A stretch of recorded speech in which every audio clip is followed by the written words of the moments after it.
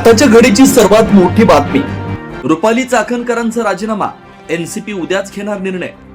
राज्यात सध्या कॅप्टन अशोक खरात प्रकरण गाजत असून राष्ट्रवादी काँग्रेसच्या नेत्या आणि राज्य महिला आयोगाच्या अध्यक्षा रुपाली चाकणकर अडचणीत येताना दिसत आहेत। रुपाली चाकणकरांचा अशोक खरात यांच्यासोबतचे अनेक फोटो आणि व्हिडिओ समोर आलेत। यामुळे विरोधकांनी रुपाली चाकणकर यांच्यावर निशाणा साधत त्यांच्या राजीनाम्याची मागणी केली। त्यामुळे हे प्रकरण रुपाली चाकणकर यांना भोवण्याची शक्यता आहे। सूत्रांच्या माहितीनुसार भोंदूबाबा खरात प्रकरण रुपाली चाकणकर यांना भोवणार असं दिसतंय। राष्ट्रवादी काँग्रेस रुपाली चाकणकरांचा राजीनामा घेण्याची शक्यता आहे। उद्या या संदर्भात राष्ट्रवादी काँग्रेसनं महत्वाची बैठक बोलावली आहे। रुपाली चाकणकर यांच्या संदर्भात उद्याच फैसला होऊ शकतो।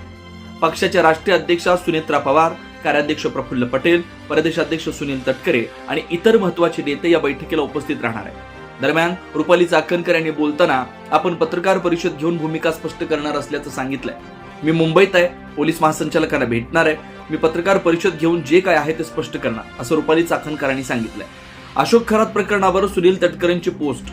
अशोक खरात प्रकरणावर सुनील तटकरेंनी पोस्ट केली आहे। राष्ट्रवादी काँग्रेस पक्षाच्या वतीनं सुद्धा या प्रकरणाच्या निष्पक्ष तपासाच्या दृष्टीनं काय पावलं उचलायला हवीत ते आम्ही उचलू, असं ते म्हणाले। या प्रकरणातील पीडितांनी समोर येऊन पोलिसात तक्रार नोंदवावी असं आवाहनही त्यांनी केलं। नाशिकच्या खरात प्रकरणाच्या अनुषंगानं जी काही माहिती बाहेर येते ती उद्विग्न करणारी।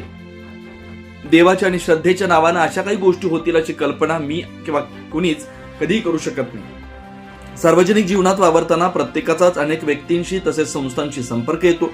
अनेकदा या संपर्काचे स्वरूप थेट स्वरूपाचं असतंच असं नाही, परंतु याचा अर्थ असा नाही की एखादी गुन्हेगारी कृत्य करणाऱ्या व्यक्तीला पाठीशी घातलं जाईल। उलट या प्रकरणातील पीडितांनी समोर येऊन पोलिसात तक्रार नोंदवावी।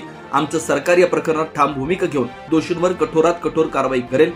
राष्ट्रवादी काँग्रेस पक्षाच्या वतीनं सुद्धा या प्रकरणाच्या निष्पक्ष तपासाच्या दृष्टीनं काय पावलं उचलायला हवीत ते आम्ही उचलू, असं सुनील तटकरे म्हणाले। नीरज जाधव पोलिसांच्या ताब्यात। कॅप्टन खरातांचं बिंग फोडणारा नीरज जाधव अखेर पोलिसांच्या ताब्यात सापडला। नीरज जाधव नाशिक क्राईम पोलिसांच्या ताब्यात आहे। शिर्डीत त्याच्या विरोधात गुन्हा दाखल आहे। पीडित मुलीला तिचे मॉर्फ व्हिडिओचे स्क्रीनशॉट पाठवल्याप्रकरणी त्याच्या विरोधात गुन्हा दाखल करण्यात आला होता। नीरज जाधवनेच कॅप्टन खरातच्या केबिनमधील सीसीटीव्ही फुटेज बाहेर आणल्याचा संशय आहे। 100हून अधिक महिलांचे लैंगिक शोषणाचे व्हिडिओ असल्याची माहिती आहे।